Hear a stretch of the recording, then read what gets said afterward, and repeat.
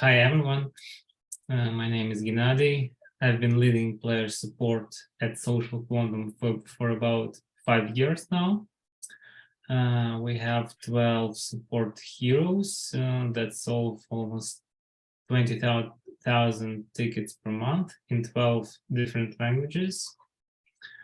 The company was founded in almost 12 years ago. It's one of the leading mobile game developers, and we have our two most successful titles right now: Wild West New Frontier, a farming simulator, and Megapolis is a city building simulator. It was one of the top grossing apps on the mobile platforms in 2013. Shortly, I think that's it. Yeah, thanks so much for that. It kind of sounds like then you have two very successful games that are clearly doing well, and they even still continue to do well to this day. I know that the award was in 2013, but they continue to be, high traffic, high engagement. So that means you have a lot of customers to support. You said something earlier about 20,000 tickets a month, So you're looking for around for a customer support solution. What were some of the goals that you had in mind that Helpshift specifically made possible? In general, we had one big goal. We wanted to give our players the best possible support experience. And that was our goal, and we used all other tactics to achieve it. We wanted our players to have modern support journey that would decrease player effort and make it seamless to resolve any issue on their own or with the help of an agent. And in general, we wanted to delight players with modern support journey when they don't need to exchange email tickets or hang on the phone. That's why we chose Helpshift. And as well, I would mention also important goals that we had in mind. We wanted to decrease player churn rate, and we wanted to scale our support operations. When you have a mobile app, you never know how many issues you will get next month. So you have to have a very flexible team and platform that allows you to even double the amount of tickets next month, and you can know for sure that you have all the tools to handle even 2x amount of tickets. You cannot hire or train right away 12 more agents within 1 month, but if you have a modern platform, a modern tool, you can do it. So then I imagine too, you might be also collecting some feedback from those customers. Do you have some sort of feedback loop where this information gets sent to game teams or perhaps marketing? Yes, Jason, it's also a very important part. I would say that's a huge impact that the support team can have in the company, not just to resolve tickets, to make players happy, but it could be the voice of the player. It can give actionable instant insights to the development team to know which bugs are most critical and need their attention, so they could focus right away on the most critical bugs. And at the same time, the support team can give actionable insights to the product team, so they know which features perform well, which they should develop further, or which features do not work well enough. Maybe it's a good time to eliminate them or replace them with some other features. It's really good. So you're basically using a lot of the information and feedback that your customers are giving you on a daily basis, and then using that to improve the product and even hopefully drive down some of the volume that you're getting by fixing those common problems. I like that. Mm-hmm. Absolutely. I think that's the biggest value that a support team can get to the company is the actionable feedback. Exactly. So we'll go back in time. You're working at Social Quantum. You're searching around for a new support solution. So before you got HelpShift, what were some of the biggest pain points that you were experiencing? Before HelpShift, we were using our own old help desk system that we developed in the house. It was a pretty basic, simple email ticketing system, and it was not even integrated with an app. So it was just built by a couple of our developers, and at one point we understood that we cannot handle so many tickets, and that the biggest pain, I would say, that players' expectation changed. They didn't want any more email support. They wanted in-app support. They want to play the game, get a response from an agent, and keep playing. They didn't want to switch between between their Gmail account and then log back into the game. They wanted to be very simple, easy to get support. And that's why we decided not to develop our own solution. We decided we best focus our efforts on developing the games and implemented HelpShift for our support solution. Thank you.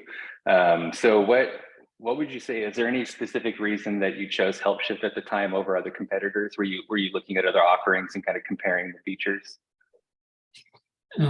Yes, the main reason why we chose HelpShift is because it, at that moment, and I believe still now, has the best in-app solution that is far better than other companies can offer.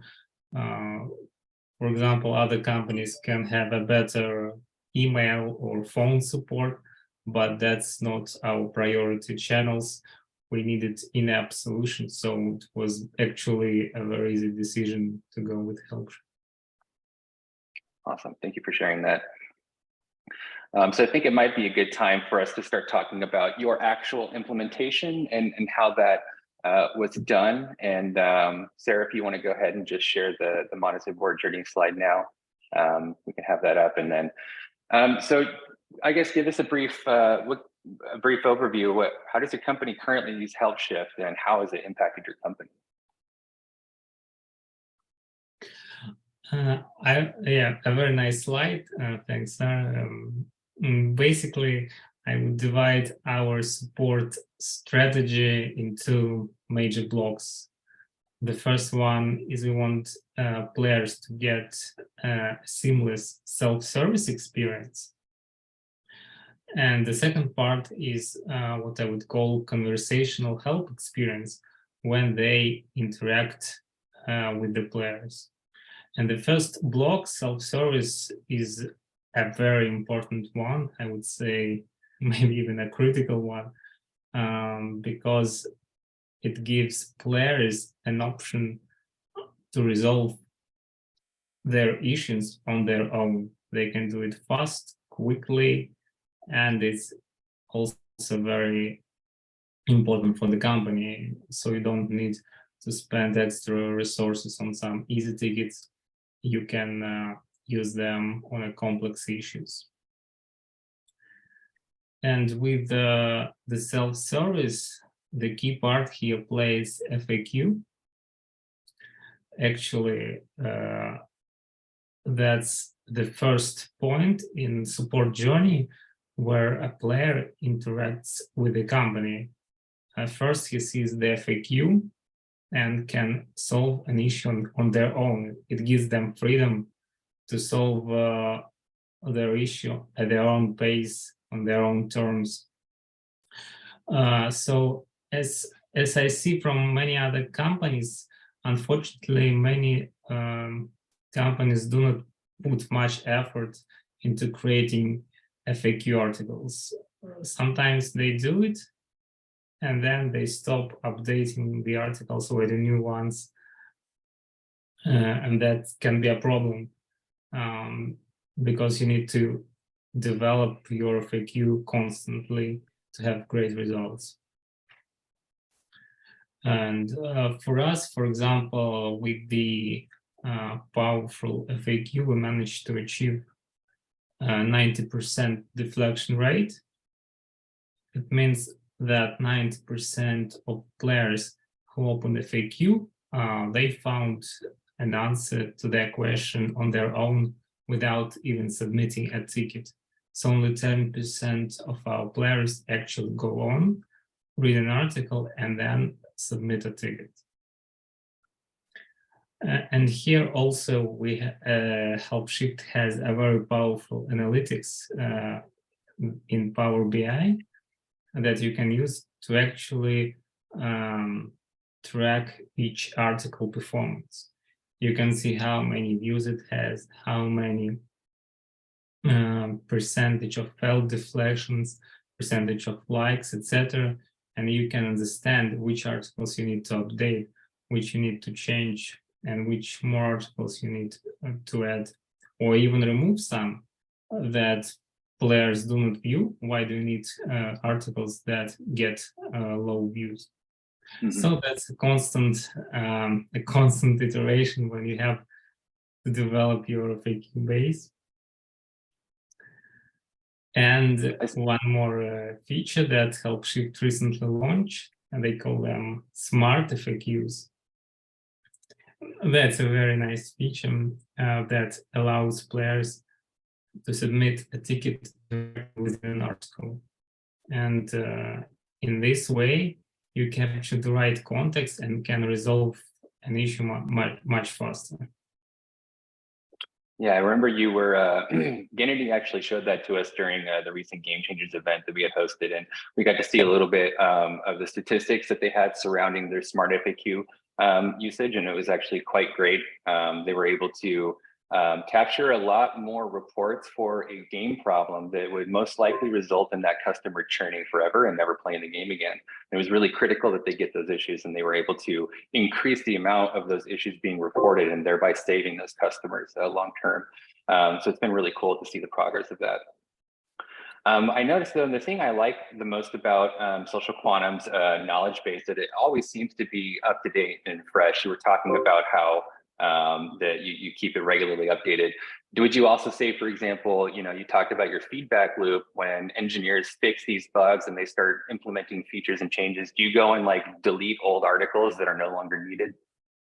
Yes, we do that every 2 weeks. Now we use all the analytics. Some articles indeed are not relevant because they're getting replaced with newer features. So it's totally fine to delete old articles. And I would also mention the smart FAQs.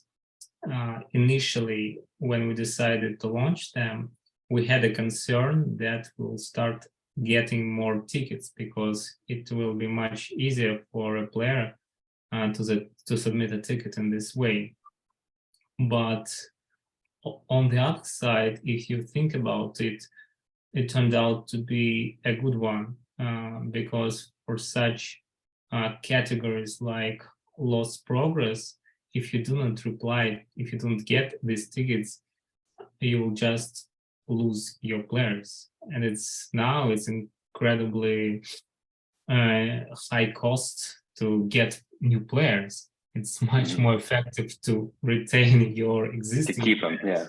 It's much more efficient to keep them, to acquire new players.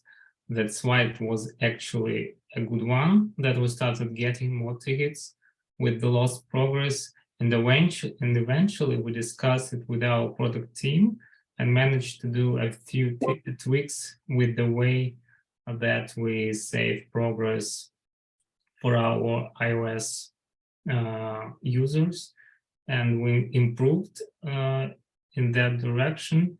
And eventually we saw a decrease in the number of such tickets because players stopped losing their game progress. That's awesome. Yeah. And for context, prior to their implementation of smart FAQs, we estimated about 66% of all impacted players never actually reported anything to social quantum about losing the game progress. They would just simply never come back. So it was a very good opportunity to be able to save those customers and get them back into the game and enjoying it. Okay, so that's step one. We got FAQs. Self-service is a big part of it. I think you and I both agree, you know, the best service is no service. You know, a happy customer is one without a problem, right? Or at least one that they can solve very quickly. So the next stage of that being smart intents and your automations and custom bots. So tell me a little bit about how you've implemented smart intents. Sure, Jason. I think it's also a key element in the modern support journey.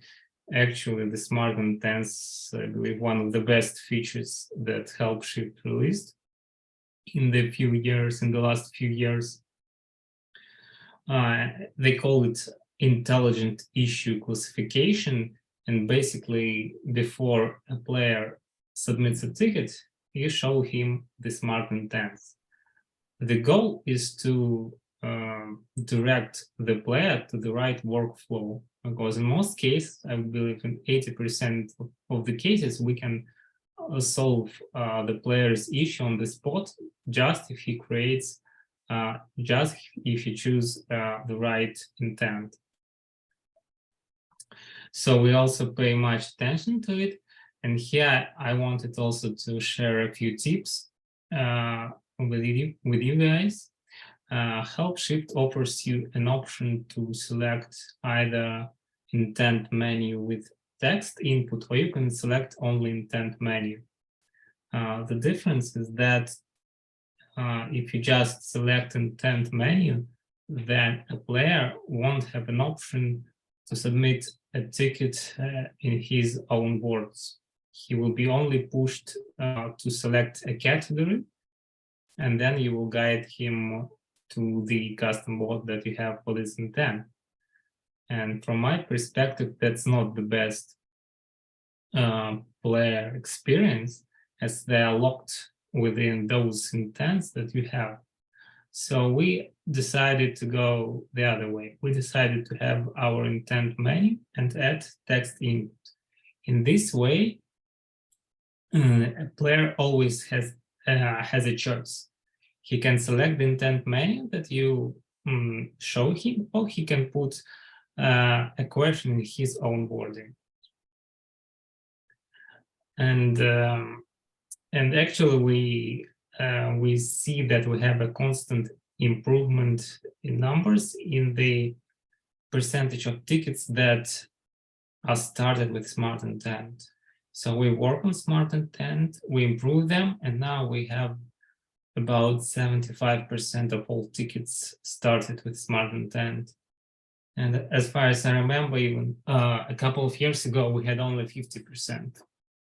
So even so you can work on this metric, and it's an important one, because you want to have those intents that actually resonate with players' issues. One more thing that I wanted also to share with you guys is training messages. Helpshift allows you to add training messages to each intent. You can basically do it in all languages that you have. And the best part of it is that Helpshift added a new automatic intent assignment. So if you have enough training messages, enough good training messages for your intent, then Helpshift will automatically assign this intent to a ticket. And player won't even have to bother to select which category he needs. The Helpshift with its artificial intelligence will do it for the player, select the right intent, and then it will be directed to the bot that you have for this intent. Right on. So yeah, just to kind of clarify too, so the automatic intent classification is really our answer to the problem of users not categorizing their issues correctly, or feeling like they can't find the correct category for the problem, which it is common for those outlier use cases. But with this way, they can type in and describe their problem in their own words, and then it will automatically assign the intent using the AI natural language processing. And it's only going to do that if it has a confidence level of 50% or higher. So we've been seeing in tests a lot of good results from that. Yeah, so if you're interested, you can contact our technical support team or your success manager. Yeah, I absolutely love this feature. I think it's very beneficial to players because we already prepared all the workflows that will allow them, for example, to solve the issue on their own. Right? They just need to select the right intent, and they will get the right resolution. And this automatic intent assignment is a great help. So we're looking into it, and we also plan to add more training messages to have it also like a constant process when you improve your smart intents with the training messages. Right. Now, would this be a good time? I think I'm going to show off a little video. We recorded a demo of one of Social Quantum's workflows, so we can kind of showcase all of this stuff in action. And then afterwards, Kennedy is going to show you on his side how that was set up and implemented.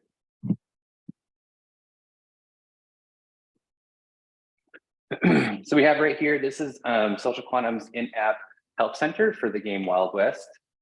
New Frontier. I'm going to go ahead and play this here. It's a standard help center that you always see. This was the design that they had put in. So we click need help. And for this example, we're going to go through their technical support, their troubleshooting workflow. And let's say that my game is crashing or freezing and I want to get help with that. So as you can see right away, they've already been classified as that my game is freezing or crashing, and it's provided the 3 most common troubleshooting steps that agents historically have had to give on their own, but now the bot is doing it. And we'll say, no, that did not help this time. Now we have this step recommending to uninstall, because why not? You know, it's if all else fails, perhaps uninstalling and reinstalling the game will work out. So we're going to go ahead and say in this example that yes, this did actually help out. I was able to reinstall it and the game is working again. Right here, we're being prompted to see if we have any additional questions. So assuming that the customer perhaps had either additional problems they needed solved, or maybe they have clarifying questions they need answered regarding the service they just received. But either way, it gives them an opportunity to end it or continue on. But for this example, I'm going to say, yes, you answered all my questions. And then the interesting part here is CSAT. So what Social Quantum wants to do is they want to be able to capture more specific feedback about the customer's experience based on what their rating was. So for 3s and below, the customer is actually given to a feedback bot that will then provide a series of options for the customer to choose that will determine, you know, what the reason was for that rating. And so let's just say here, I wanted to give it a 2-star. It's going to say, hey, what is the main reason for that you were unsatisfied? And we can select from these options here, and you might say something like the issue took too long to resolve. And then Kennedy at Social Quantum can see this feedback and then utilize that to make improvements, you know, where we see the most common suggestions.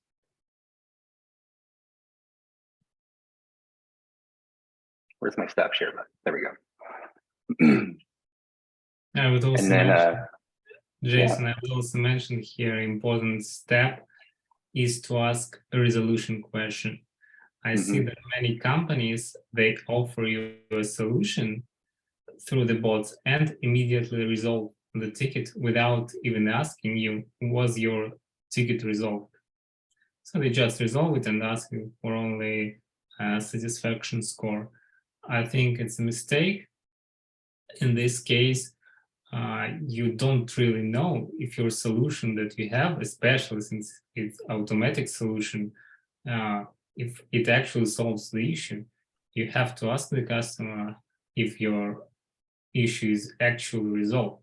So this step, resolution question, is very important for your player experience, and that also gives you insights on how to improve your custom bots. It looks like we have a question coming up, and this is a good time to answer that. An anonymous attendee has asked, if I've heard you correctly, you have 12 agents. How did you manage to put enough training messages in the AI of smart intents? From what I've seen in Help Shift, it needs hundreds of training messages or tickets, or is the AI working separately from smart intents? Actually, even if you take a look at Help Shift support article where they discuss the training messages, they say that you need at least 10 messages for each language so it starts to work correctly. And actually, that's what I see. We added about 10, 20 training messages for each language. It took us some time, but it was not a huge amount of time. So we added 20 messages for each intent, for each language. So we have 12 languages. So about 150 to 100 training messages for each intent. And it's already working fine. I see already tickets that are automatically, that have intent automatically assigned to them. Thanks so much. I hope that answered your question. Feel free to let us know if we missed anything with that. And also, like Sarah said, feel free to ask your questions. You know, if they, we can answer them during or even save them to the end if we have time. So I'd love to hear what you guys have to say. Earlier, though, that demo that I had gone through was actually, there was a lot more that was happening in the background that wasn't visible to the customer. There's actually quite a number of checks and workflows that occur in the background that determine what kind of support this customer is going to get and what experience they have. So Kennedy, did you want to go ahead and talk about custom bots now and how you have that set up? If you want to share your screen and kind of give people a little preview. Sure, Jason. I will show just one small piece of our support journey, one bot that is one custom bot that is pretty simple, but at the same time, I think very effective. 1 second, I will share my screen.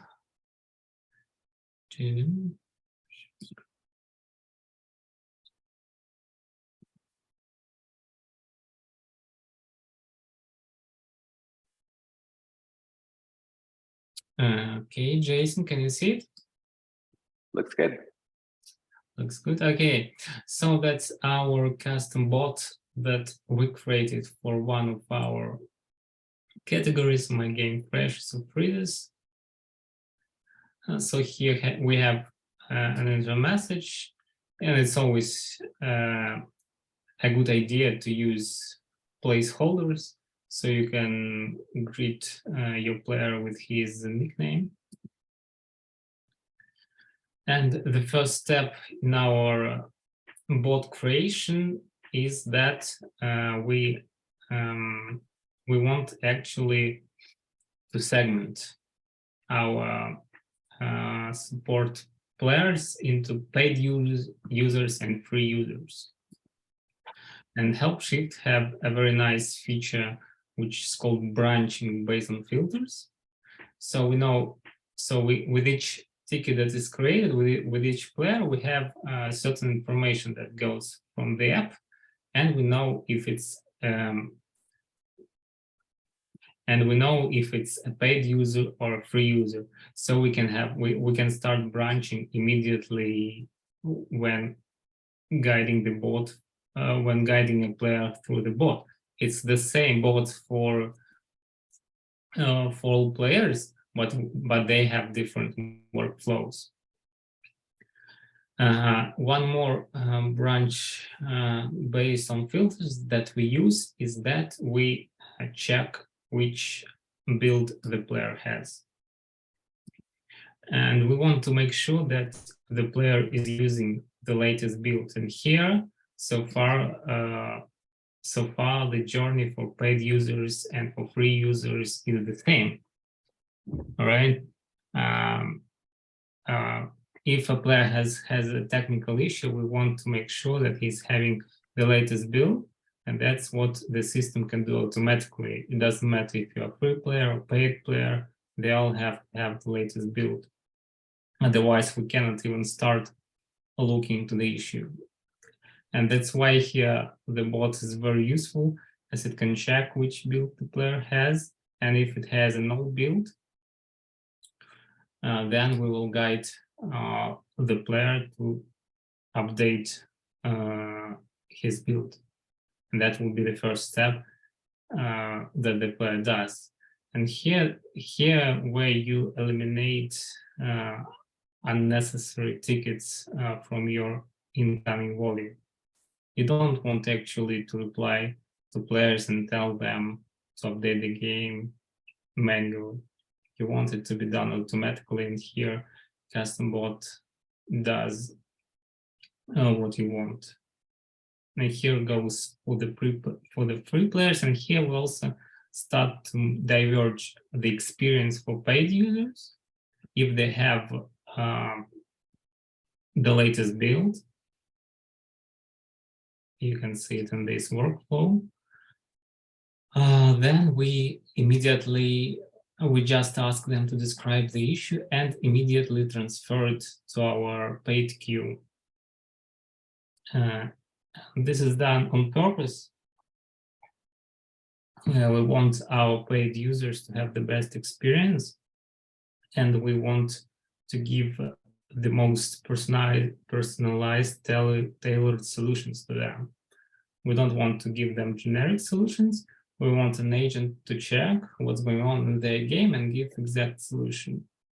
That's why we immediately transfer them to the paid queue, and also a very nice placeholder that Helpship recently added. It's called estimated wait time. Here you can actually set the expectations for the player when he will get a reply. In most cases, you see that you just get some generic idea that will reply to you as soon as possible. But here you can set up the exact time. For example, in our case, we set it to 5 hours. So we tell player that will reply to him within 5 hours. And at the same time, the free users are going to a slightly different workflow, basically the one that Jason showed to you guys. And here we also check the build, we check the platform, and give also different solutions depending on the player's platform. For iOS platform, we give one solution. For Android users, we give another solution. And in the end, if nothing helps, we'll still transfer the player to an agent. In this case, the player will see a different message. It will be not 5 hours, it will be 24 hours. That's our SLA for users that will tell them that to expect an answer.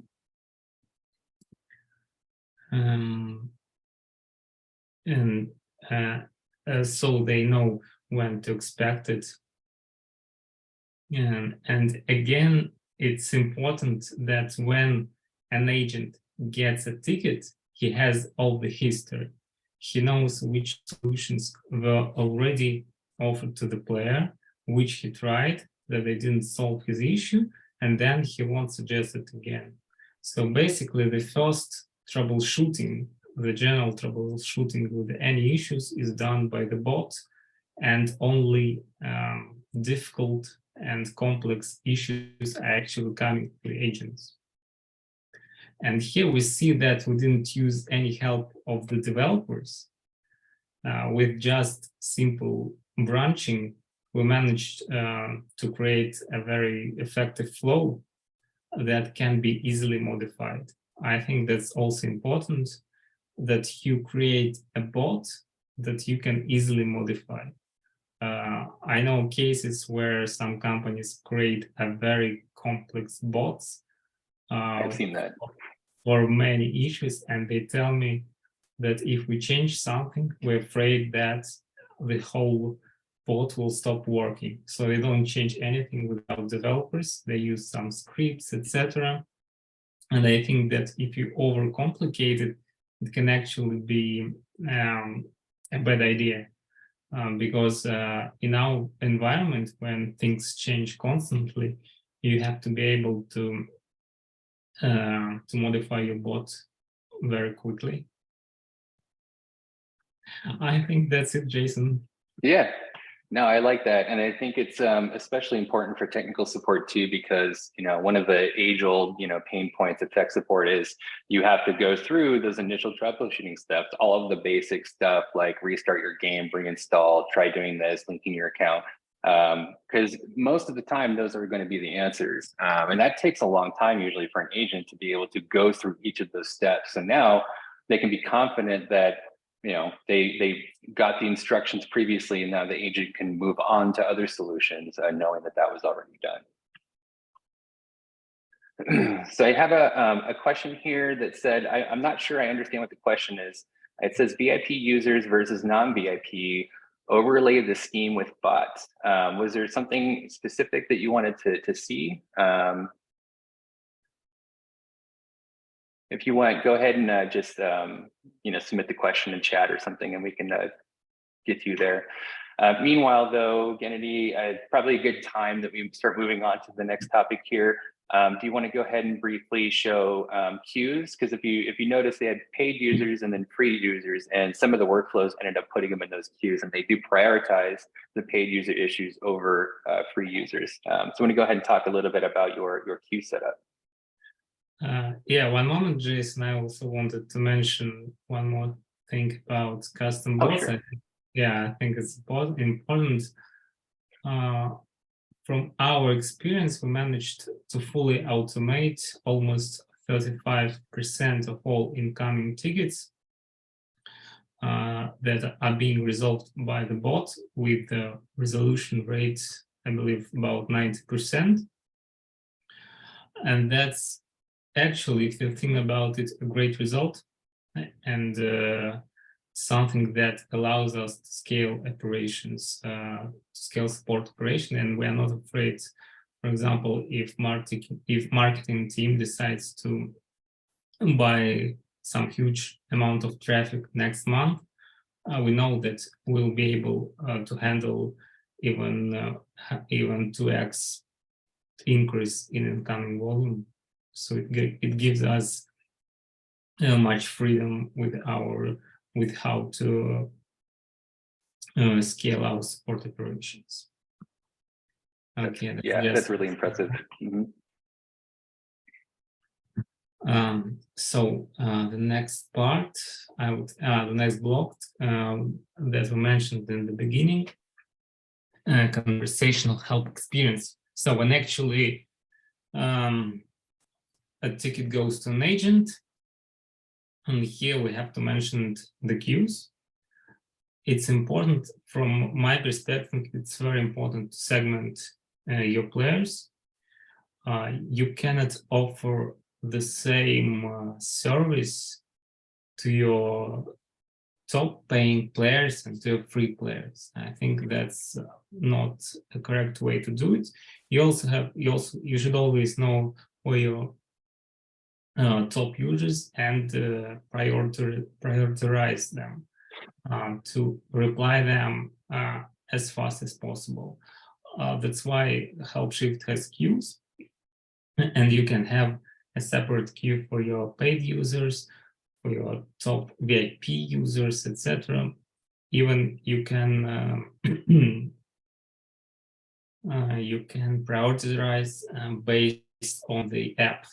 For example, if you have a new app that you just launched, you know that you will have a few tickets there, but it's a new app, and you want to make sure that all of the tickets are answered as soon as possible. You can also prioritize this new app queue.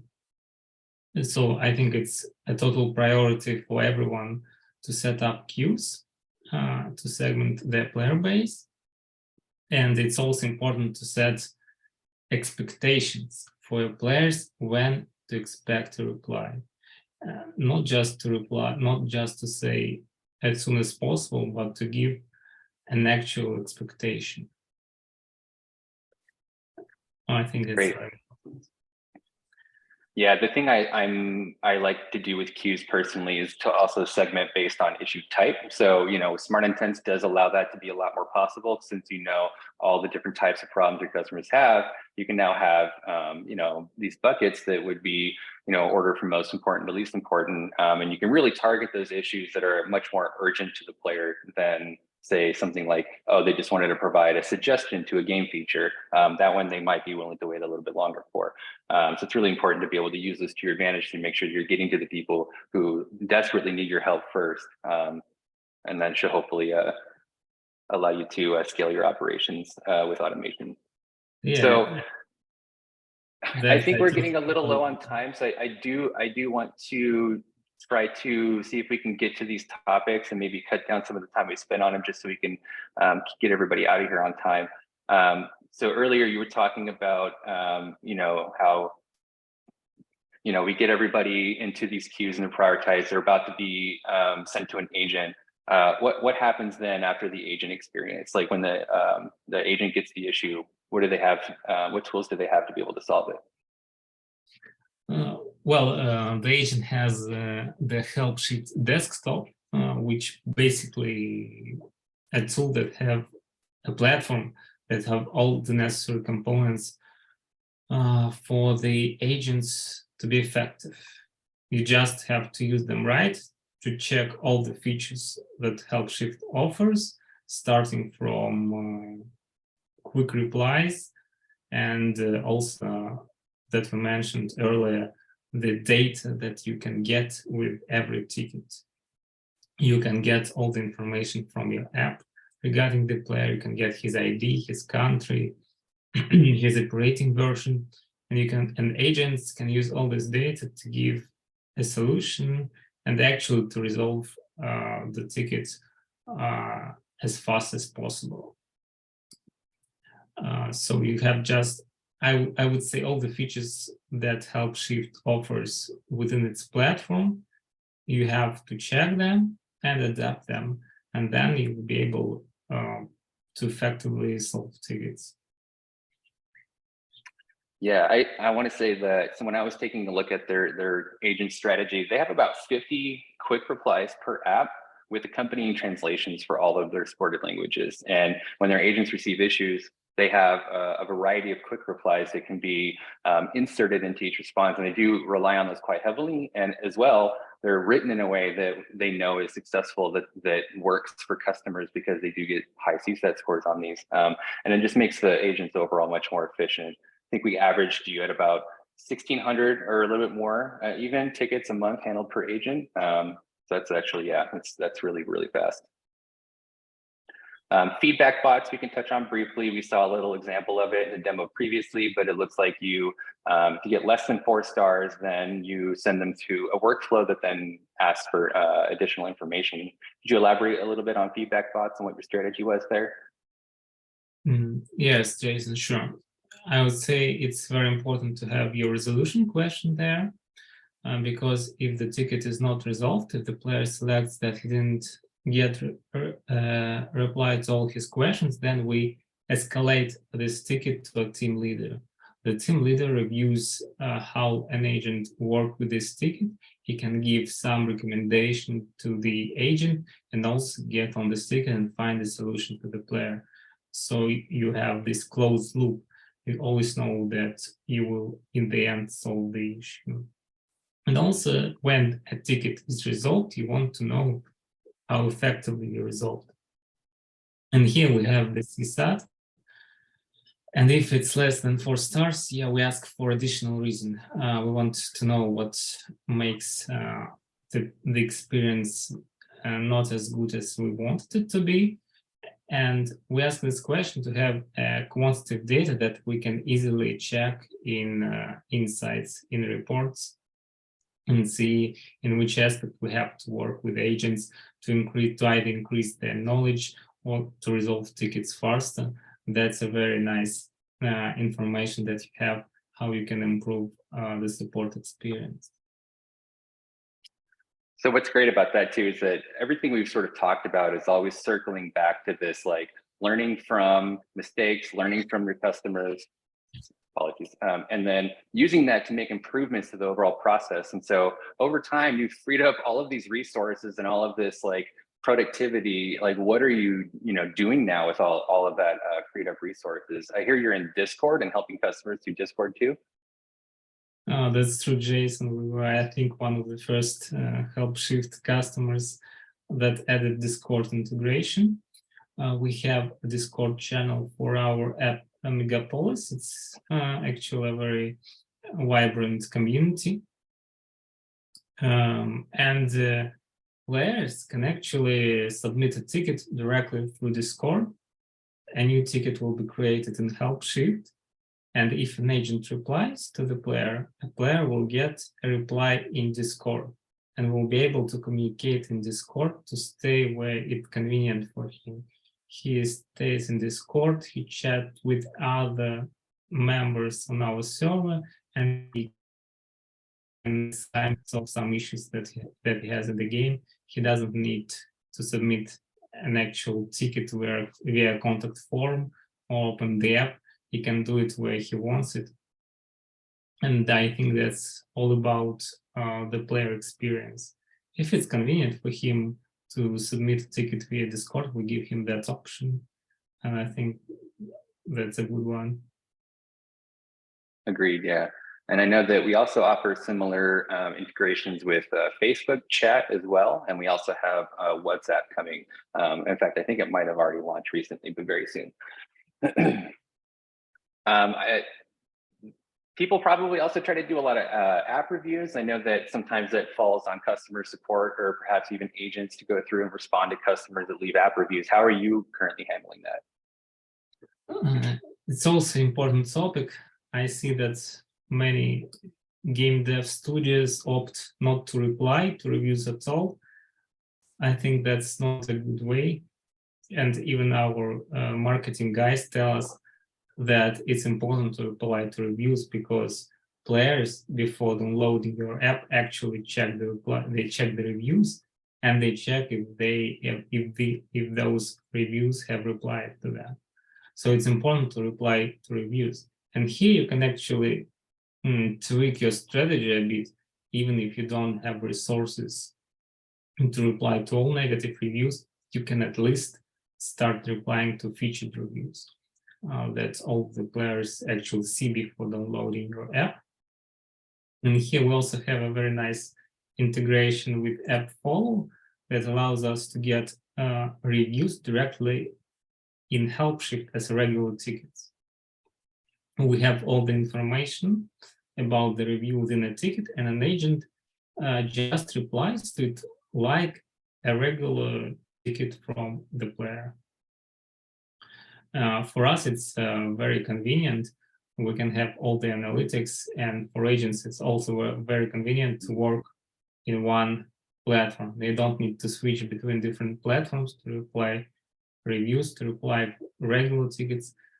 Everything is done in one place, and that's why it's very effective. And I think we handle quite a lot of reviews, about 1,000 reviews per month. We reply to the help. And we also see that it has an effect on our app rating. We see with Megapolis app that increased by 0.5 points within a year. So you can actually not just reply, but you can also track your results. Mm-hmm. And I think the stakes are a lot higher with app reviews too, because you're not only replying to that one person, your reply is invisible, potentially visible to many who might browse past it and take a look at it. So it's important to represent yourself positively in a way that you want to talk to your customers. So, well, we've got a couple more questions we could try to get through here. And I know that we also have one from the audience. I wanted to at least get to a couple of these here from the audience if we can. Short answer if you're able to, but what are the players' reactions to your bots, and are they satisfied with their answers, or do they have an urge to like interact with a human after the bot? Here I would say the critical stuff is always to have an option for a player to exit the bot communication and get transferred to the human. That's why I mentioned before the resolution question is so important. In our case, that's also a good point here. Some companies, I noticed that when they have a resolution question, you say no, they redirect you to the beginning. So you have to start from scratch, selecting the smart intent. In our case, we have a different flow. If a player selects that his issue is not resolved by the bot, he is immediately transferred to an agent. And we won't make him go again through the smart intents if it wasn't resolved in the first place. And we can see always Helpsheet lets you see how your bot's actually doing. You can see your satisfaction rate, you can see your resolution rate with full automated bot workflow, with partial automated, and when an agent fully handles a ticket. Of course, we see that if a ticket is fully handled by the bot, it has a slightly worse CSAT compared to when it's partially handled by both agent and a bot. But still, you can see all the metrics, all the data in analytics, and find which bot doesn't perform well. You can always adjust it. It's not something that you put once and forget. You have to constantly develop it, then you'll get better results each time. Great, thank you for sharing about that. Yeah, I would say that's pretty similar to most of my customers that use automation. I would say typically, on average, most people don't like talking only to a bot, but under most circumstances, if the bot provided them with an answer the first time and it worked, generally speaking, they're happy with it and they move on, right? At the end of the day, they just want to be able to get back to their game and enjoy it.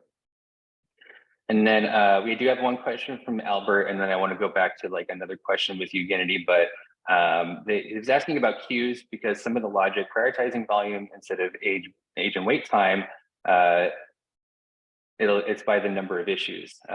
So were you able to successfully set up queues so that your VIPs see the resolution before other queues? What are some best practices you've employed with that?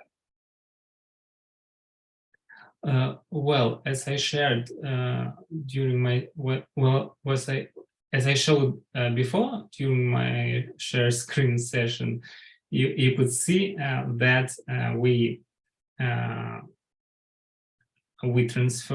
we assign a ticket to a different queue based on the player group. If it's a paid user, we assign it to a paid queue. If it's a free user, we assign it to a free queue. So basically, all the assignment from our perspective starts with a bot. So just when a player goes through the bot, we already assign him to the right queue. So here, I would say that's the best practice. It's not, I think, the best idea to use automations to assign them because you can have many tricky points there. The best way is to assign a ticket, a player to the correct queue when you have the custom bot. And besides, it's lets you to use the placeholder estimation time. You don't just assign a player, you also tell him when to expect an answer. And that's the best place where to set up your queues, your queue assignment. Thank you. And I'll add on to that queues are volume based, right? So if you have priority one is your VIP highest paying customers, any issue that is assigned to that number one queue will be auto assigned to an agent before number 2, 3, so on and so forth. So it does prioritize based on simply the volume and then the order in which the queues are listed.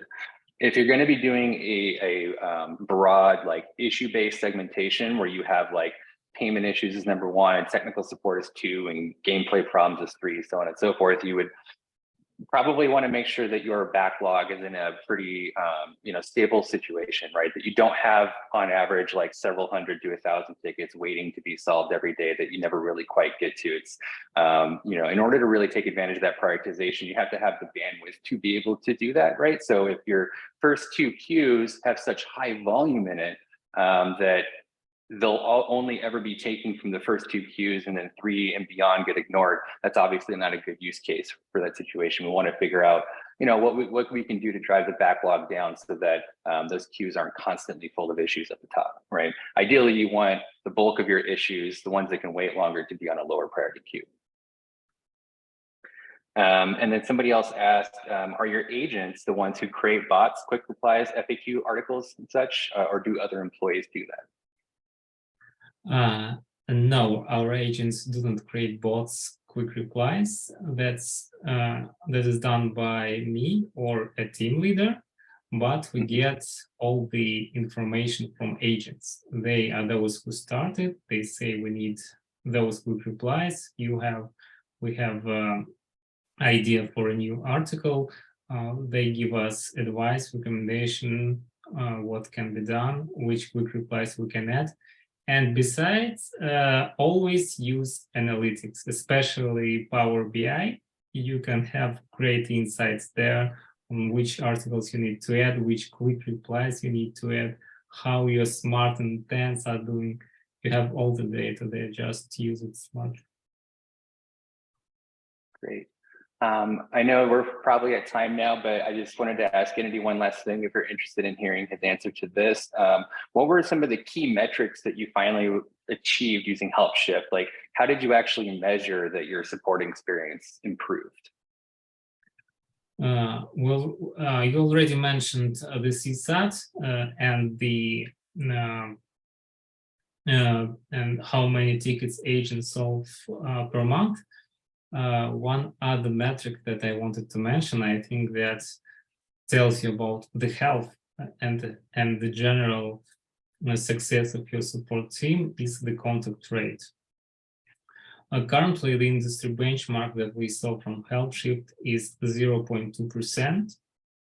So contact rate actually is the number of issues created as percentage of your monthly active users. And we managed to achieve 0.3% right now for our both apps. That's actually goes back to our goal to give actionable insights to our team, so they could resolve, for example, that the development team can resolve all the technical issues that the player have, and they just don't need to contact us. So we constantly see an increase in the number of monthly active players, but at the same time, we see a decreasing contact rate. And that's what actually I think all the support managers should look at and check how they're doing in terms of their contact rate, and make sure that it's constantly declining. And I think sort of the title of this webinar is born from this statistic here that by leveraging the AI-powered bots to scale your operations, you saw a volume increase from about 10,000 to about 20,000 year over year, but your number of agents has remained the same. You did not actually need to hire more headcount. Is that correct? That's true. And we're always confident that if we have a new app, or the marketing goes nuts and by several million more views, we can handle all the incoming volume because we know how to scale the operation very fast. We have another question too. So I'm perfectly willing to keep going. Kennedy, maybe you are too. If you want to stick around and hear the answer to the remaining questions, we're absolutely happy to continue doing this. So this one actually relates to a question that we didn't have time to get to before, so this is a great opportunity. How do you gather and process players' feedback through the bot? Like, how do you aggregate that data and use it? That's a good question. I would say we use a two-step approach. From one perspective, we collect data from the bot, we have a separate category called ideas and suggestions, where the player can use the smart intent and suggest his feedback. And at the same time, we also have a separate category, a separate custom field within a ticket. And all agents, if they see that a ticket is an idea or a suggestion, they mark the ticket with the correct feedback category. We have for each app, I would say about 10 to 20 different feedback categories that an agent has to select. Of course, he will spend some time on it, but from our experience, it is worth it. Because game designers and product managers, when we discuss on our weekly meetings the feedback from the players, they basically want to see the quantitative data. They don't just want to hear that we have many or small amount of requests from the players. They want to know exact numbers. And that allows us to give game designers and product managers exact numbers. We can tell exactly how many players are dissatisfied, for example, with the rewards in the upcoming, with the ongoing event. We can tell them how many players want another location. And that's also help game designers to prioritize which features to develop. And it affects actually the roadmap of the whole product because they pay attention to what players say. And we see that it gives good results.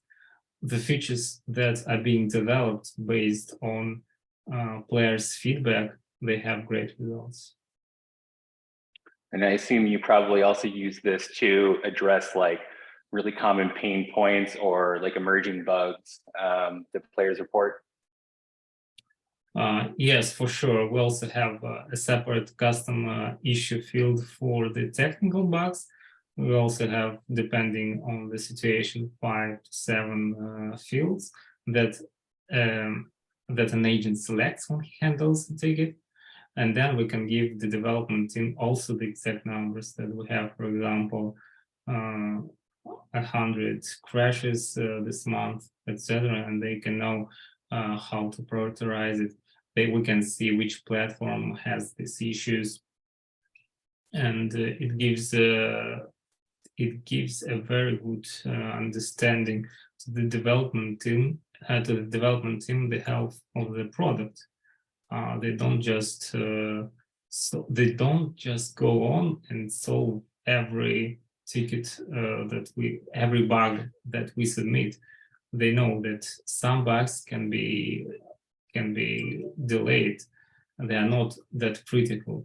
But some bugs can be extremely critical. They can be extremely annoying to the players. And in this case, the development team can even put aside some new features and decide to resolve those bugs. But you have to give real numbers to the development team to make such a decision. Gotcha. All right, I think that's just about everything. Is there any last minute questions? Kirill, you had that one earlier about overlay the scheme with the bot. We weren't quite sure if you had a question in there, but just wanted to double check and make sure we're not missing you. Okay, cool. Yeah, well, thank you again, everybody. I really appreciate you taking the time to listen to us. And Gennady, it was really great working with you on this and speaking to you again. Thanks, Jason. Have a great day. Thanks, Sarah. Bye. Bye. Bye-bye, everyone. Bye.